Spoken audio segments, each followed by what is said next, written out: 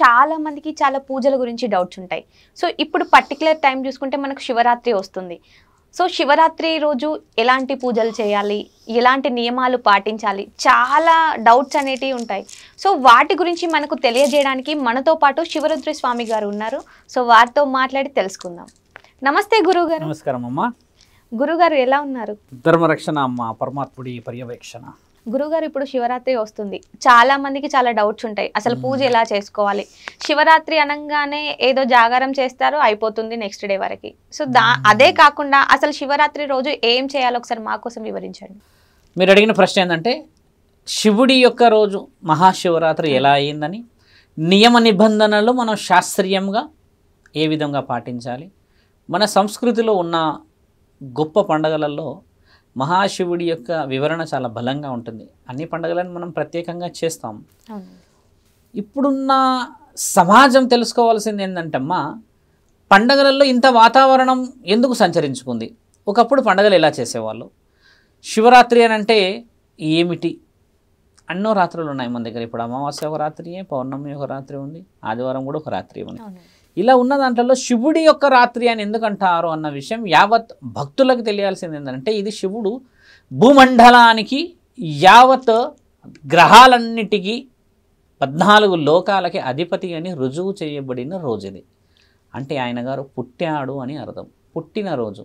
ఈ పుట్టినరోజు తండ్రి లేడు శివుడికి, కొడుకే మన తల్లే లేదు. మరి శివుడు ఎలా పుట్టాడని నిర్ధారించారు అంటే, తండ్రి యొక్క తల్లి పేరు ప్రకృతాంబ.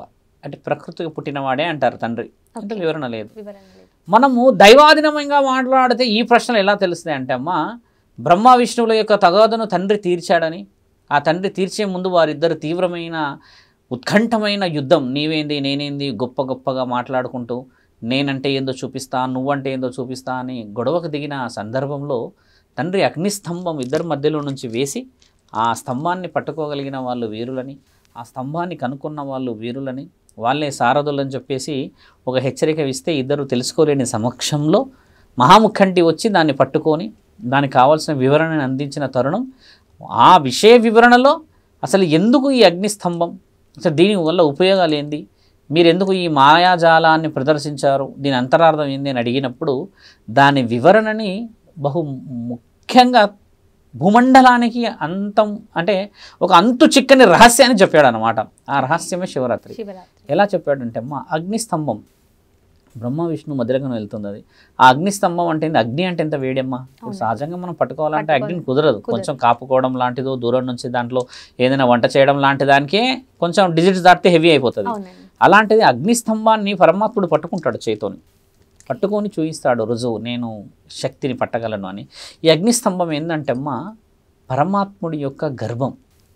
బాగా గమనించాల్సిన విషయం, ఒకప్పుడు మానవ శరీరాన్ని తీసుకొని ఈ సంతానం అభివృద్ధి కార్యక్రమాలు లేవు మన దగ్గర ఉన్న కార్యక్రమాలు శివుడి యొక్క శరీరం నుంచి ఆత్మలని పుట్టించేవాడు ఆయన. అందుకే తండ్రిని ఏమంటాం? ఆత్మబంధు అంటాం, ప్రాణదాత అంటాము, ముల్లోకాధిపతి అంటాం, లయకారకుడు అంటాం. లయ అంటే ఏందమ్మా మీకు తెలిసి పల్స్, ఇంగ్లీష్లో పల్స్ అంటారు. పల్స్ అంటే మన శరీరంలో ఉన్న అణువుని కదిలించేది, అంటే ఒక చలనం, లయకారకుడు. అలాంటి తరుణాన్ని మహాముఖంటి అగ్నిస్తంభంలో ఆత్మలని కొలువు చేసుకుంటాడు అనమాట ఆయన.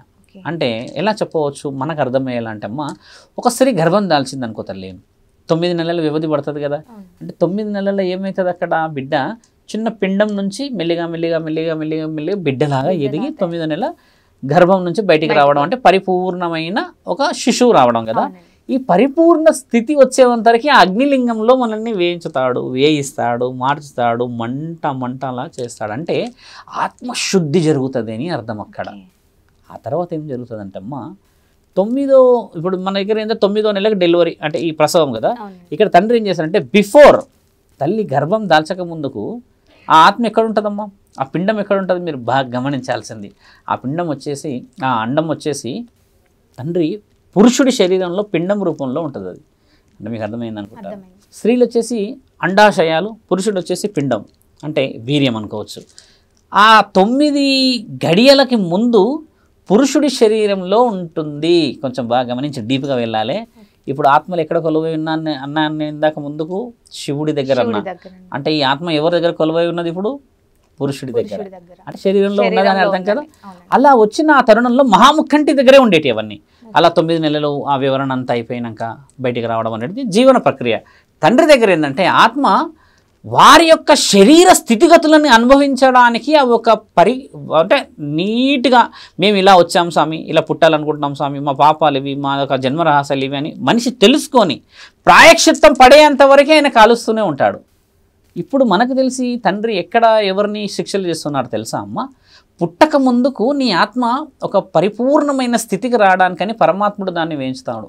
అంటే బాధనా, ఇష్టమా, పుణ్యమా అనేది ఆయన నిర్ణయిస్తాడు కదా. మానవ శరీరం పుట్టిన తర్వాత చనిపోయిన ఆత్మలని శిక్షించడానికి గరుడ పురాణం ఉంది.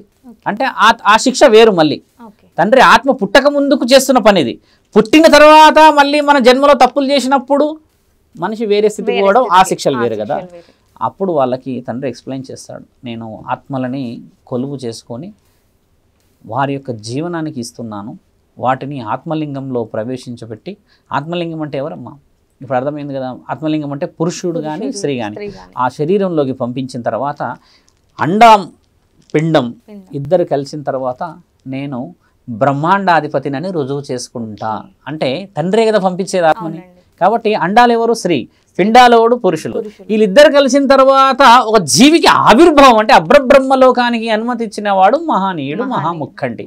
ఈ వివరణను చెప్తాడు తండ్రికి. ఈ ఇద్దరికి చెప్పినప్పుడు వాళ్ళు ఆశ్చర్యపోతారు. ఆహా, ఇంతటి ప్రత్యేకతనా? ఒక ఆత్మలని మీరు ఈ విధమైన స్థితిగతులతో, ఈ విధమైన ఆలోచనలతో సిద్ధం చేసి మానవ శరీరం నుంచి ఇలా వెళ్ళడమా? ఒకప్పుడు చూడమ్మా, ఒక స్త్రీ ఒక పురుషుడి కలయికతోని శరీరం లేదు, ఆత్మలు రాకపోతుండే. తండ్రి శరీరాలను ఆత్మల్ని పెట్టేవాడు అంతే. మానవులు చేసిన తప్పుదాలు గతంలో కూడా చెప్పాం. అలా జరిగిన తరుణంలో మహాముఖంటి చేస్తున్న స్థితిగతులను అన్నీ వీళ్ళు బహు ఉత్తమంగా మెచ్చి గొప్పగా పండగ చేస్తారు. బ్రహ్మ విష్ణువులు చేసిన పండగ రోజు శివరాత్రి. అంటే వాళ్ళు ప్రకటించుకుంటారు, మాకంటూ ఒక అధికారి, ఒక నిర్ణయం, ఒక సారథి. అంటే గొప్పవాడ పెద్దవాడ అని కాదు, ముగ్గురికి బ్రహ్మ విష్ణు పరమేశ్వరుడు కాబట్టి ముగ్గురు ఒక ఏకమైన తరుణం. అది ఆ తరుణం పరిపూర్ణంగా రావడం, పంచభూతాలకి అధిపతి దొరికిండు అని చెప్పిన రోజు శివరాత్రి తల్లి. ఇప్పుడు నేను చెప్పింది ఏంటంటే అమ్మా, శివుడిని దేవాది దేవతలు నిర్ణయించిన రోజు చెప్పాము మీకు నేను. ఇప్పుడు పార్వతీ పరమేశ్వరుల కళ్యాణం మాట్లాడతాం మనం ఇప్పుడు. ఎందుకంటే ఈ రోజు శివరాత్రి రోజు పార్వతీ పరమేశ్వరుల కళ్యాణమే జరుగుతుంది ఎక్కువ శాతంగా. ఇప్పుడు బ్రహ్మ విష్ణు గొడవలు పడ్డాయితే కనపడవు. అంటే తరుణంలో శాస్త్రం, అది శివపురాణం రాసింది. మన దగ్గర ఇప్పుడు శివపార్వతుల కళ్యాణం తెలుసుకోవాల్సిన అవసరం యావత్ భక్తజనులకి మరియు ఇప్పుడు ఉన్న యువకులకి తెలవాలి. ఈ పెళ్లి ప్రత్యేకత ఏమిటి? శివుడు పార్వతీమాత శివుడిని ప్రేమ వివాహం చేసుకుంటుందమ్మా. ఇది రాసున్న పురాణమే శివపురాణం. ఇక్కడ ఒక నియమం ఏముంటుందంటే, దక్షుడు తండ్రిని నచ్చాడు, దక్షుడి భార్య కూడా నచ్చదు. దక్షుడి భార్య వచ్చి ఎవరు? పార్వతీమాత తల్లిదండ్రులు. వాళ్ళకి నచ్చరు. ఎందుకంటే తండ్రి ఒళ్ళంతా విభూది దుమ్ముతో ఉంటాడు, తర్వాత పాశం పట్టుకుంటాడు, త్రిశూలం పట్టుకుంటాడు, అడవిలో ఉంటాడు, శ్మశానంలో తిరుగుతాడు, దుస్తులతో ఉండడు, ఒక్కటి కూడా కింద నుంచి మీది వరకు ఒక బంగారం ఉండదు. అంటే అలంకరణ కనబడని వాడు. ఈ బాధని వాళ్ళు బిడ్డకి ఇవ్వకూడదని నిర్ణయించుకొని ఎన్నో విధాలుగా ఇబ్బంది పెడతారు పార్వతీమాతని. స్వయంవరం ప్రకటిస్తారు. ఒకరోజు స్వయంవరం ప్రకటించి పార్వతీమాతకు చెప్తారు, రాజులు వీరులు అందరూ వస్తున్నారు, మీకు ఎవరు నచ్చితే వారి మెడలో పూలదండ వేయాలి. ఇది ఒక నియమం కదా. అప్పుడు వాళ్ళు స్వీకరిస్తారు భర్తగా, తర్వాత రాజ్యాధికారిగా, ఈమె మహారాణి, ఆయన యువరాజు అవుతాడు. ఇలా కొన్ని ఉంటాయి. అందరూ వచ్చి అమ్మ స్వయంవరంలో అందరూ వారి యొక్క విద్యని, వారి యొక్క కళని ప్రదర్శిస్తూ ఉంటారు. శివుడు రాడు, ఎందుకంటే ఆయన గారికి అది సంబంధం లేని విషయం. ఎందుకంటే యువరాజులు రావాలి కదా, తండ్రి రాజు కాదు కదా. అలాంటప్పుడు పార్వతీమాతకు అందరిని చూసి, అందరు చూస్తూ ఉండగా దండ తీసుకెళ్ళి శివుడి విగ్రహానికి వేసేస్తుంది. అక్కడ ఒక విగ్రహం ఉంటుంది. నచ్చరు వీళ్ళు, చాలా కోపం వస్తుంది. పార్వతి, ఏమిటి మీ అహంకారం? నేనుండగా ఎక్కడి నుంచో వచ్చిన వాళ్ళందరి ముందు నా తల తీసేంత అపవిత్రమైన పని చేస్తావా? ఎంతటి అమర్యాద నాకు అని. ఎవరైనా తల్లి తండ్రుల మధ్యలో కూతురునైతే ఆ మాత్రం అనగలుగుతాడు కదా. అప్పుడు ఎక్కడున్నాడు పిలువుని పశునాథుడు, ఎక్కడున్నాడు ఆయన గారు ఆ పశుపతి? చెప్పిన మాట మీకు అర్థం కాదని అమ్మని చాలా తీవ్రమైన ఆ ఉత్కంఠమైన బాధ పెడితే తండ్రిని ఒకసారి మనసారా పిలుచుకుంటుందమ్మ. ఏ విగ్రహానికైతే అమ్మ దండేస్తుందో ఆ విగ్రహ రూపంలో తండ్రి వచ్చి నిల్చుంటాడు త్రిశూలం పట్టుకొని. నుంచోగానే తల్లిని తీసుకెళ్ళిపోతాడు ఇలా పట్టుకొని. ఆ తరుణం మన దగ్గర దక్షయజ్ఞం సినిమాలో ఉన్నది, మీరు చూడండి. మన సీనియర్ ఎన్టీఆర్ గారు తీశారు, చాలా మంచిగా ఉంటుంది. అలా తీసుకొని వెళ్ళిపోయినాక అప్పుడు మళ్ళీ అమ్మని తీసుకొచ్చి ఇంటి దగ్గరే అప్పచెప్తాడు. ఇంట్లో నుంచే పెళ్ళి కావాలి, తల్లిదండ్రుల కోరిక అది, తీసుకుపోవడం తప్పు అన్న వివరణ వివరించి తర్వాత పార్వతీమాత ఇంటికి వచ్చిన తర్వాత పెళ్లి గురించి అందరూ సిద్ధమవుతారమ్మా. పార్వతీమాత తల్లి షరతు ఏం పెడుతుందంటే, నాకు నా అల్లుడు రాజులాగానే రావాలి, అంటే బంగారం పెట్టుకోవాలి, గుర్రం మీద రావాలి, కిరీటం పెట్టుకోవాలి, కిరీటంలో మళ్ళీ ఒక వజ్రం ఉండాలి, ఇవన్నీ ఒక రాజు లక్షణాలు. అలా రావాలి అని అన్నప్పుడు అందరూ ఆ మాట ఈ మాట శివుడికి వెళ్తుంది, ఆ మాట శివుడికి కూడా అందుతుందమ్మా. అప్పుడు తండ్రి సరే మా అత్తగారి ముచ్చట కూడా కానిద్దాం అని చెప్పేసి ఆయన గారు కూడా సిద్ధమైపోతారు, అన్నీ రెడీ వేసుకొని. అలా సిద్ధమై తండ్రి వస్తూ ఉంటున్నప్పుడు అమ్మ శివుడి యొక్క పెళ్ళికి తండ్రి వచ్చే ఆ తరుణం యావత్ దైవలోకం ఎంతో హర్షంగా వస్తుంటారు. ఇటు దేవాది దేవతలు, ఇటు ప్రమదగణాలు, ఇటు పంచభూతాలంతా హడావిడి చేస్తుంటారు. శివుడి పెళ్ళి కదా తల్లి. అలా వచ్చిన ఆ తరుణంలో ఊరూరా అందరూ తండ్రి శివుడు ఎలా అందగాడ చేస్తున్నాడు చూడండి అని చెప్పి దగదగా మెరుస్తున్నాడు, చంద్రుడి కంటే కాంతివంతంగా అని అందరూ చూస్తుంటారు ఆనందంగా. అలానే వస్తుంటాడు తండ్రి. పార్వతీమాత తల్లి ఎక్కడున్నాడు అల్లుడు, ఇక ఇంటికి పొలిమేర దాటగానే అల్లుడిని చూడడానికి అత్త కూడా వస్తుంది కదా, హారతిలు పట్టుకొని ఏదో చేయడానికి వచ్చేస్తుంది అమ్మ. రాగానే అందరూ చూసి ఎంతో ఆనందపడుతుంటారు. ఎంత హైట్ పర్సనాలిటీ అంటే ఆయన గారు ఉన్న ఎత్తు, ఆయన ఉన్న అందాన్ని పొగుడుతూ ఉంటే ఈమె కూడా అందంగా చూసి ఆనందంగా చూసి ఒకసారి చూద్దామని పైకి ఎక్కి చూస్తుందమ్మా. చూసేలోపు శివుడు చేతిలో ఒక కంచం పట్టుకొని భిక్షాటకుడిలాగా కనబడతాడు ఆవిడకి. ఆ భిక్షాటకుడిలాగా ఇట్లా చేతిలోకి వచ్చి, ఈ చేతిలో కంచం ఉంటుంది, ఆ కంచం పట్టుకొని అడుక్కొని వచ్చినట్టు ఉంటాడు. ఇదే ఆవిడకి ఏంటంటే ఇష్టం లేదు కదా. అయితే వివరణ అందరినీ తిడుతుంది, మా ఇదందరూ మోసం చేశారు, ఆయన భిక్షాటకుడిలాగే వస్తున్నాడు, మీరేమో రాజు అన్నారు, యువరాజు అన్నారు, గుర్రం మీద అన్నారు, బంగారం అన్నారు అని అంటే అప్పుడు పార్వతీమాతను తిడుతుంది అమ్మ. వాళ్ళమ్మ, నన్ను మోసం చేసావు పార్వతి, అట్లనే వస్తున్నాడు దేశదిమ్మరుడై, అంత దుమ్ము ధూళిలో వస్తున్నాడు, పశుపతై ఒళ్ళంతా చర్మం అలా పెట్టుకొని వస్తున్నాడు. ఇటు చూస్తేనేమో ఏనుగు చర్మం, ఇటు చూస్తేనేమో పులి చర్మం, దాని మీద ఆయుధాలు, నడుముకి పాశం, అసలు ఏంది చూడ్డానికి, అసలు ఆయన పెళ్లి కొడుకులాగా ఉన్నాడా అది ఇది అని అంటే అప్పుడు పార్వతీమాత నవ్వి, అమ్మ నా కళ్ళతో చూడొచ్చు కదా, ఆయన ఇంతటి యువరాజులా కనబడుతున్నాడు, ముల్లోకాలని ఏలిన అధిపతి అయిన విశ్వాచారి బ్రహ్మచారి, నా కోసమే, నేను ఆయన కోసమే పుట్టిన ఈ తరుణం నీకు నచ్చదమ్మా, ఎందుకంటే ఆయన నాకు నచ్చాడు కాబట్టి నీవు నీ కళ్ళతో చూస్తే నీ కొడుకు, నీ యొక్క అల్లుడు ఎప్పటికీ నీకు భిక్షాటకుడే, ఎందుకంటే నేను ప్రేమించాను కదా, నా మనసులో ఉన్నాడు కదా, కాబట్టి నీకు ఎప్పుడు కూడా నీ అల్లుడు యువరాజులాగా కనబడ్డాడు. ఇదే వర్తమానం మనం ఇప్పుడున్న సొసైటీకి తీసుకొస్తాం. ఇప్పుడు కూడా ప్రేమించిన వాళ్ళకి విలువ ఎలా ఉంది చూసారుగా, సేమ్ ఇదే విలువ ఇది వర్తిస్తుంది. ఇప్పుడు ఇష్టంగా తెచ్చుకున్న అత్తలు వాళ్ళు ఉంటారు, వాళ్ళ లెక్క వేరుంటారు, కానీ కూతురు ప్రేమించిన వాళ్ళందరూ భిక్షాటకుడు. భిక్షపోడు కంటే దారంగా దీనంగా కనబడతాడు, అంతేగాని బిడ్డ ఎంత ఆనందంగా ఉందా అని చూడరు. అంటే వారి యొక్క ప్రేమకు అర్థం అది. కాకపోతే పురాణాలలో శివుడికే తప్పలేదు ఇలాంటిదని చెప్తున్నాం మీకు. ఆ తర్వాత పెళ్లి జరిగిన మహాతరుణం, ఆ ఆనందభరితమైన ఆ క్షణాలు, ఈ మహాశివరాత్రి రోజు ఎక్కడెక్కడి నుంచో వచ్చిన దేవాది దేవతల ఆనందాన్ని హర్షాన్ని వ్యక్తపరిచిన ఆ మహా క్షణం అంటే ఏదైతే ఉంటుందమ్మా, అందరూ తదాస్తు అని పలికిన ఆ రోజే ఈ మహాశివరాత్రి.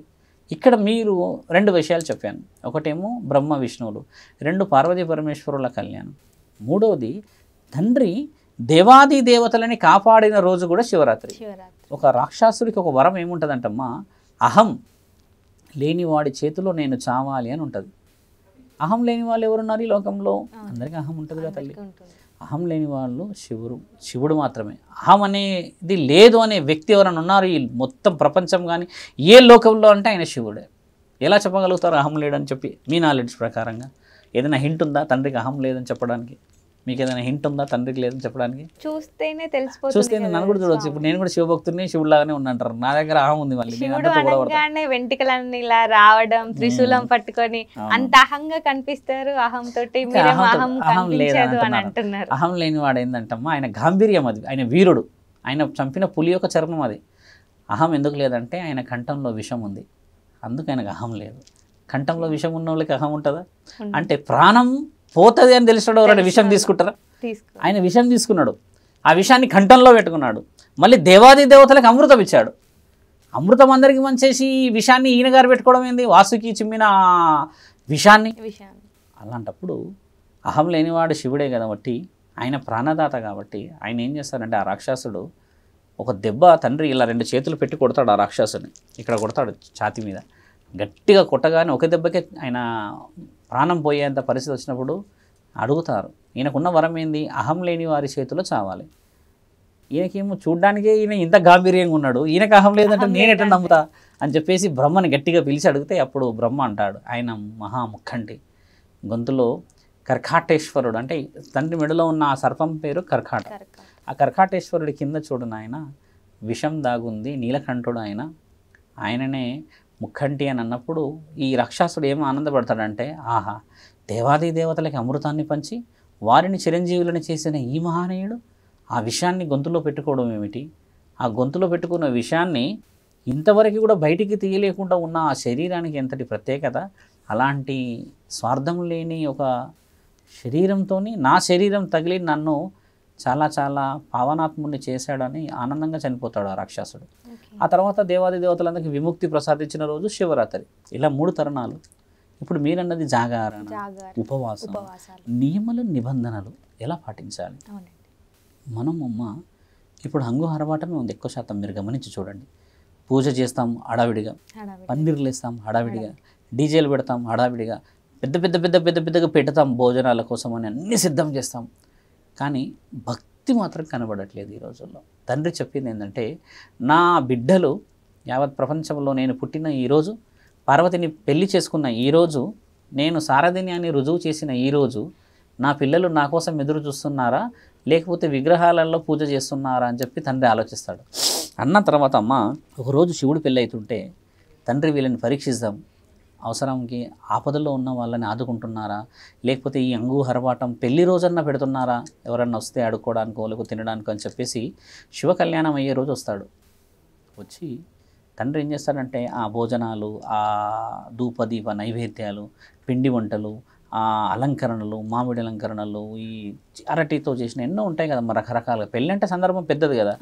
ఆ కరెక్ట్గా కళ్యాణం అయ్యే సమయానికి తండ్రి గడవలోకి వచ్చి భవతి భిక్షాందేహి అని అంటాడు. అప్పుడు మన ఇంట్లో అయినా సరే హడావిడిగా మనం ఏమంటాం, కొద్దిసేపు ఆగయ్య అంటాం కదా, ఎందుకంటే మన ఇంట్లో పండగ నడుస్తుంది. అలాంటప్పుడు తండ్రి ఏం చేస్తారంటే శివ కళ్యాణం జరుగుతున్న సమయంలో వచ్చి వీళ్ళని పరీక్షిస్తాడు. ఆకలితో వచ్చిన వాళ్ళ కడుపు చూస్తారా లేకపోతే విగ్రహాలని పూజించడంలో నిమగ్నమవుతారా అని. విగ్రహాలలో నిమగ్నమవుతారు మన వాళ్ళు. భజంత్రీలు, గట్టి మేళాలు, ఆ తాంబూలాలు ఇవన్నీ నడుస్తుంటే తండ్రి భవతి భిక్షాందేహి అని మళ్ళీ అడుగుతాడు వచ్చి రెండోసారి. అప్పుడు అందరూ వచ్చి, ఏమయ్యా నీకు అసలు ఆలోచన లేదు, శివ కళ్యాణం పార్వతుల కళ్యాణం జరుగుతుంది శివుడి యొక్కది, మీరు వచ్చి భోజనాలు అడుగుతున్నారు, మీరు వచ్చి ఈ విధంగా చేస్తే అపవిత్రమే కదా, ఇప్పుడు మీకు పెడితే ఆయనకు ధూపదీప నైవేద్యాలు అపవిత్రమవుతాయి, మీరు కొంచెం ఆలోచించాలి, మేము పెట్టం, మీరు వెళ్ళిపోండి లేకపోతే తర్వాత రండి అని ఏదో అంటే తండ్రి మళ్ళీ 3వసారి అంటాడు భవతి భిక్షాందేహి అని. అంటే అప్పుడు తండ్రిని తోసేస్తారు. చెప్తుంటే కూడా అడుగుతున్నావు, నీవు ఆకలితోనే ఉండే అడుగుతున్నాను కదా, నేనేమన్నా తీసుకెళ్ళడానికా లేకపోతే పట్టుకోవడానికి వెళ్తున్నానా అని అన్న ఆ తరుణం గట్టిగా మందలించి మళ్ళీ కొంచెం డీప్గా అడుగుతాడు, నువ్వు చేస్తున్న ఆ పుణ్యము ఆ పరమాత్ముడు తింటాడా అయ్యా, ఆలోచించు. విగ్రహాలను కదా మీరు ఆరాధిస్తూ ఉన్నారు, విగ్రహంలో ఉన్న పవిత్రతని పరమాత్ముని ఆరాధించమని చెప్పి మీ మహాముఖంటే మీకు చెప్పలేడా, ఇదేనా మీరు దైవ ఆరాధన చేస్తున్నది? ఆకలితో ఉన్న నాకు అన్నం పెట్టలేని మీరు విగ్రహాలకి పెడతారా అన్నం? తిన్నాయా ఆ విగ్రహాలు, తిన్నాయా అవి అని ఇట్లా కొన్ని కొడితే వీళ్ళు ఎల్లవాయల్లో పెద్ద చెప్పడానికి వచ్చావు చేసావని ఎవరు వినరు కదా. ఎందుకంటే పండగ శివుడిది, పెళ్ళి మరి శివుడిది కాబట్టి ఆయన తండ్రిని వదిలేసేస్తారు. కొంచెం మందలించి భోజనం ఈ తాంబలం ఏం పెట్టరు. పెట్టినప్పుడు తండ్రి ఇచ్చిన హెచ్చరిక మానవ జాతికి చెప్పవలసిన విషయం ఏంటంటే, ఎవరి కడుపుతో ఆకలితో వచ్చిన అవసరాన్ని మీరు చూడలేరో, నిజముగా అవసరానికి వచ్చిన వ్యక్తి యొక్క ఆ నిస్సహాయత స్థితిని మీరు చూడలేరో, ఈరోజు మీరు అనుకుంటున్న మహాశివరాత్రి రోజే అన్నంతో వచ్చి ఆకలితో వచ్చిన వారికి అన్నం పెట్టలేని మీరు ఆకలి విలువ అన్నం విలువ తెలిసేలా మేము ఖచ్చితంగా మీకు శాపాన్ని పెట్టేళ్తామని శాపం పెట్టేళ్తాడు తండ్రి. వాళ్ళందరూ ఏమనుకుంటారు, ఎల్లవాయను పెద్ద శాపం పెడతా తిననీకి గతి లేదు అని అంటారు కదా, సహజంగా ఉండే ఆలోచన. వెళ్ళిపోతారు అయిపోతుంది. తండ్రి అలా వెళ్ళిపోతాడమ్మా. తండ్రి దాటగానే ఆకాశవాణి వినబడుతుంది పైనుంచి, ఓరోరి మూర్ఖులారా, మానవ జన్మలు ఎత్తిన మీరంతా మహాముక్కంటి అర్ధనారీశ్వరి తత్వాన్ని తీసుకొని స్వయంగా నా తల్లి పార్వతీమాతని తీసుకొని మీ కడపలోకి వచ్చి మిమ్మల్ని పరీక్షించదలిచాడే, మీరు పరీక్షలో విఫలమయ్యారు. సఫలం కమ్మని ఆయురారోగ్యాలను సంపాదించమని పుణ్యాన్ని సంపాదించమని ఆయన ముల్లోకాధిపతి మీ ఇంటికి కంచం పట్టుకొని అన్నం కోసం వస్తే అన్నపూర్ణాదేవిని మీరు చూడలేకపోయారు కదా, శరీరంలో అర్ధభాగాన్ని అన్నపూర్ణాదేవిని పెట్టుకున్న ఆయనకి మీరు పెట్టేది అన్నమా, ఏమి ఆలోచన మీది అని చెప్పి కొంచెం ఉత్కంఠంగా చెప్పినప్పుడు వాళ్ళు చాలా హెవీగా రోదన ఆ కడపలో, పరమాత్ముణ్ణి మేము తిరస్కరించాం, మహాముఖంటిన మేము ధిక్కరించాం అని చెప్పి గట్టిగా గట్టిగా ఏడిచి బాధపడతారు ఆ తరుణం. అప్పుడు ఆకాశవాణి వినబడుతుంది, అనుభవిస్తురు కాక, అస్తు శ్రీరస్తు అవిఘ్నమస్తు శుభమస్తు, ఈ శివరాత్రి మీకు ఆకలి విలువ తెలిసేలా చేదును కాక అని చెప్పేసి వదిలినప్పుడు వీళ్ళందరూ తీసుకెళ్ళి శివలింగానికి అన్నం పోస్తారు. మొత్తం అన్నం పోస్తూ ఉంటారు. తింటుందా శివలింగం? ఇప్పుడు కూడా మీరు ఛాలెంజ్, శివరాత్రి రోజు వెళ్ళి చూడండి, శివలింగం చుట్టూ అన్నం ఉంటుంది, అందరు అన్నమే పోతారు. ఈ శివరాత్రికి అభిషేకం ఈసారి కాదు, ఎప్పుడు శివరాత్రికి శివుడికి అభిషేకం అన్నమే పెడతారు. మీరు గమనించండి, ఎందుకంటే మళ్ళీ వస్తాడేమో, నా తండ్రికి ఆ రోజు ఇయ్యలేము కదా. ఇదే ఋషి పరంపర ఇప్పటికీ మనం పాటిస్తున్నాం. ఎక్కడో ఇప్పుడు ఆ రోజు మనం అయితే లేము ఆ పెండిలో, తండ్రి మనకైతే శాపం పెట్టలేడు, మరి మనకెందుకు ఆ రోజు అన్నం పెట్టాలని బాధ అవుతుంది? ఎందుకంటే మనము ఆయన శరీరంలో నుంచి వచ్చాము. ఇది దాని అంతరార్థం, గుర్తుపెట్టుకోవాలి మీరు. అదే కదా ఆయన చెప్పాడు, ఏంది? ఆత్మలింగం, అగ్నిలింగం అంతా ఎక్కడి నుంచి ఆవిర్భవించింది? తండ్రి యొక్క అక్షుల నుంచి, తండ్రి యొక్క శరీరం నుంచి వచ్చింది. కాబట్టి అమ్మ, ఉపవాస దీక్షలని మనం ఈ రోజుకి తండ్రి పెట్టిన శాపాన్ని మనం పాటిస్తున్నాం. మనం చేయాల్సింది ఏంది? మీరన్న పండగ ఎలా చేయాలి అన్న ప్రశ్న, ఇదంతా అంతరార్థం మాత్రమే చెప్పాం. ఇప్పుడు మనందరం చేయాల్సింది ఏం తెలుసా తల్లి? నిజముగా ఆకలితో ఉన్న వారికి వెళ్ళి పండు పెట్టవాలి, నిజముతో ఆకలితో ఉన్న వారికి అన్నం పెట్టవాలి, నిజముగా మన కోసం ఎదురు చూస్తున్న వాళ్ళని వెళ్ళి పలకరించవాలి. ఇవన్నీ చేయడం వల్ల ఏమైతే తెలుసా అమ్మ? నిజమైన శివరాత్రి అవుతుందమ్మా. అలాంటి పండగ చేయలేని మనము ఇంటికి అలంకరణ, తోరణాలకి అలంకరణ, ఇవన్నీ చేసేసుకొని మనసుని, అంతఃకరణ శుద్ధిని మనం శుద్ధి చేసుకోలేకపోతున్నామే. ఏం చేస్తున్నాం? అలంకరణ శరీరానికి, మనసుకు చెయ్యమండి అని చెప్పేసి దుమ్ములో వచ్చాడే నా తండ్రి. ఆయన కంటే పెద్ద మనసు మనది ఉందా? దుమ్ములో కూర్చుని ఎవరి కోసం కూర్చున్నాడు? మీకోసం, మన కోసం కాదా? శరీరం అంతా ఇబ్బంది పడి నెత్తి మీద గంగని పెట్టుకొని ఒక చుక్క నీటిని కూడా కిందికి రానియకుండా స్నానం చేయకుండా కూర్చున్నాడు అని చెప్పి అంటారు మన వాళ్ళు. ఏ గంగామాతని అనుమతిస్తే ఆవిడ వచ్చి కడగలేదా? ఎన్ని చేయలేడు ఆయన? ఏమీ చేయలేని నా తండ్రిని ఏమీ చేయలేడని రుజువు చేసుకుంటున్నారు. విచిత్రం ఏంటంటే, అన్నీ తెలిసిన వాడు మన శరీరాలకి ఏమీ తెలియదు కదా. అన్నీ తెలిసిన వాడు మన శరీరాలకి ఏమీ తెలియదని మనం అనుకుంటాం కదా. అన్నీ తెలిసిన వాడే ఏమీ తెలియని వారికి శిక్షలు ఇస్తున్నాడు. అసలైనది ఏం తెలుసా అమ్మ? ఈ శరీరం అన్నీ తెలిసే తప్పు చేస్తుంది ఒక జన్మలో. మీ అమ్మనో, తాతనో, ముత్తాతనో ఎక్కడి నుంచో బంధం కదా. ఆ తప్పులన్నింటినీ మరి పరీక్షించే నిన్ను ఈరోజు ఈ పుట్టించి మళ్ళీ నిన్ను అగ్నిలింగంలో పెట్టాడని అర్థం. ఇదే కలియుగం సారాంశం. మరి ఈ శివరాత్రి రోజు మీరన్నట్టుగా జాగారణ రాత్రి ఎందుకు చేస్తారో తెలుసా అమ్మ? ఆయన గారు మళ్ళీ వచ్చేస్తాడేమో భవతి భిక్షాంతి అని. ఇది దాని అంతరార్థం. 12 గంటల వరకు నింపుకుంటారు. మన వాళ్ళు చేయాల్సింది ఏం తెలుసా తల్లి? శివరాత్రి రోజు వెళ్ళి శివపురాణం వినాలి, శివుడి కళ్యాణ గాథలు వినాలి. పురోహితులు పాపం నేను ఎప్పుడు వాళ్ళకి చాలా చాలా కృతజ్ఞతనే ఉంటా. ఎవరైనా వస్తారేమో చెప్పుదామని ఎదురు చూస్తుంటే ఎవరో రారమ్మా, ఇంకా ఆయననే కూర్చోవాలి. ఎలా వస్తారు తెలుసా భక్తులు? చాలా అంగరంగ వైభవంగా వస్తారు, అభిషేకం చేస్తారు, అన్నీ పెడతారు, అన్నీ తీసుకొని వెళ్ళిపోతారు. ఏ 1 గంట 2 గంటలు కూర్చొని స్వామి ఈరోజు ప్రత్యేకత చెప్పండి అంటే చెప్పలేరా వాళ్ళు? సరే, ఇప్పుడు మీరంటే షెడ్యూల్స్ ఏవి అమ్మా? ఇంట్లో కుటుంబాలందరూ ఓకే, ఇన్ని బాగున్నాయి. పండగ రోజు అయితే అందరూ సెలవే ఉంటుందిగా. ఆ రోజు ఒక్కరోజు ఇన్నా పుణ్యమే కదా. ఆ ఒక్కరోజు మనం సమయం కేటాయిస్తే ఈ 365 రోజులు శుభమే కదమ్మా. మనం ఏం కోల్పోతున్నాం చూడండి. మన సంస్కృతిని పాటిస్తున్నాము, కానీ మన సంస్కృతి యొక్క విలువలని మన పిల్లలకి అందిస్తలేము. ఇప్పుడు పెద్దవాళ్ళే ఉంటారు అక్కడ, కొంచెం వయసు మీద పడిన వాళ్ళే ఉంటారు అక్కడ. యువకులు వీళ్ళందరూ ఉండి తండ్రి కళ్యాణం చేస్తున్నప్పుడమ్మా, ఆ విగ్రహాలకి మనం కళ్యాణం చేసి ఆ పురోహితురాళ్ళందరూ కూర్చొని చేస్తున్న ఆ పండగలో భక్తులంతా అక్షంతలు వేస్తే బాగా గుర్తుపెట్టుకోండి, పరమాత్ముడు మీదకని ఆశీర్వాదాలు వేస్తాడు మనకి. ఇలాంటి గొప్ప పనులు మనం చేయకుండా మనం ఏం చేస్తాం చూడండి, షటిల్ ఆడతాం, క్యారమ్ ఆడతాం, డీజేలు పెట్టుకుంటాం, ఎగురుతాం, చేస్తాం. ఇలాంటి దాంట్లో నిజమైన భక్తిని కోల్పోతున్నాం. ఏ దేవుడు కూడా శివరాత్రి జాగారం అంటారు, సినిమాలు, పాటలు, ఆ రోజు నైట్ అంతా శివ కళ్యాణం నైటే జరుగుతుందమ్మా. నైట్ వెళ్ళినప్పుడు మొత్తం రాత్రి అంతా గుడిలో ఉంటే ఏమవుతుంది? గుడిలో పడుకుంటే ఎంత పుణ్యం తెలుసా తల్లి? శివుడి కళ్యాణం రోజమ్మా, ఆయన కళ్యాణం రోజు పండుకుంటే ఆయన వచ్చేంత నిమ్మలంగా చూసి వెళ్తాడు. అసలు శివ కళ్యాణం అనేది నాకు తెలిసి ఏ దేవీ దేవతామూర్తులకి లేని విలువ. ఎందుకు తెలుసా అమ్మ? బ్రహ్మ సరస్వతీమాతని నాలుక మీద ఇచ్చాడు చోటు. అవునండి. మహావిష్ణువు శ్రీ మహావిష్ణువు లక్ష్మీమాతకి గుండెలో ఇచ్చాడు చోటు, కానీ నా తండ్రి పార్వతీమాతని శరీరంలో అర్ధభాగం ఇచ్చాడు. అందుకని కదా అర్ధనారీశ్వర తత్వానికి విలువ. అంటే స్త్రీకి సరిసమానం హక్కులు ఇచ్చిన నా తండ్రికి విలువ ఇయ్యలేమా? ఆ రోజు మనం అన్నదానం చేయాల్సింది ఎక్కడమ్మా? వీధిలో కాదు, మన ఊర్లో ఎక్కడెక్కడ నిజంగా అవసరాలు ఉంటారో వాళ్ళందరికీ చేయాలి. పండు పలహారం కోసం ఎదురు చూస్తున్న వాళ్ళు కనీసం పండగ రోజున కడప నిండుతుందని చెప్పి ఎదురు చూసే భిక్షాటకులు లక్షల్లో ఉన్నారు కదా. అలాంటి వాళ్ళందరికీ మనం కడుపు నింపడం నిజమైన పండుగ. అభిషేకం ఎంత పెద్దగా చేస్తారో తెలుసా? శివరాత్రి రోజైనా మిగతా రోజుల్లో 5,000 మంది ఉంటారు లైన్లో. ఫస్ట్ పురోహితుడే అందుకుంటాడు పూజ. తండ్రికి అభిషేకము పాలతోని పెరుగుతోని అన్నిటితో చేస్తాడు కదా. ఈ 2,000 మంది కూడా చేయాలా? వెళ్ళి 2,000 మంది వెళ్ళి ఒక వ్యక్తి ఇద్దరికి సాయం చేస్తే 6,000 మందికి సాయం చేసిన వాళ్ళం కాలేమా? మరి ఎంత కడుగుతావో మా శివలింగాన్ని? ఒకళ్ళకి అడిగితే శివలింగం సరిపోదా? ఆయన నెత్తి మీదే గంగ ఉంది కదా, ఇంకా నువ్వేం కడుగుతావు? వెళ్ళి భక్తితో కడగాలి తల్లి. వెళ్ళి తండ్రి దగ్గర పెట్టి, తండ్రి మీ పేరుతో ఈరోజు ఈ కార్యక్రమం అంటే అప్పుడు కదా నా తండ్రి త్రిశూలం పట్టుకొని ఆ శివలింగంలో నుంచి బయటకు వస్తాడు. ఓహో సహాయం చేస్తున్నారా, ఓహో పుణ్యం చేస్తున్నారా, వీరికి కదా నా ఆశీర్వాదం ఇవ్వాలని వస్తాడు కదా. తండ్రిని శివలింగంలోనే పరిమితం చేసిన మనం అందరం ఎంత గొప్ప. ఈ దేవుడే కాదు, ఏ దేవుడినైనా మనం గుడికే పరిమితం చేశాం. ఈ శివరాత్రి రోజు కొంతమంది అన్నదానం చేస్తారు, కారణ జన్మలు ఉన్నారు. వాళ్ళందరూ నిజమైన కారణ జన్మలు. నేనేమనుకుంటా అంటే ఆ రోజు అన్నం విలువ తెలిసి తండ్రికి చేయలేరు కదా, వాళ్ళే వీళ్ళందరూ అనిపిస్తుంది. కాబట్టి వాళ్ళందరి అడుగు జాడల్లో మనము వెళ్దాం. పండగ అంటే అమ్మ చూడు, అందరూ ఇంటికి 500 ఇస్తారు, 1000 ఇష్టోళ్ళు ఉన్నారు, 2000 ఇష్టోళ్ళు ఉన్నారమ్మా. అలా ఇచ్చుకొని అందరూ పండగ చేసేసి ఊరంతా పంచుకొని అప్పుడు పెట్టండి డీజే. అది కదా పండగ.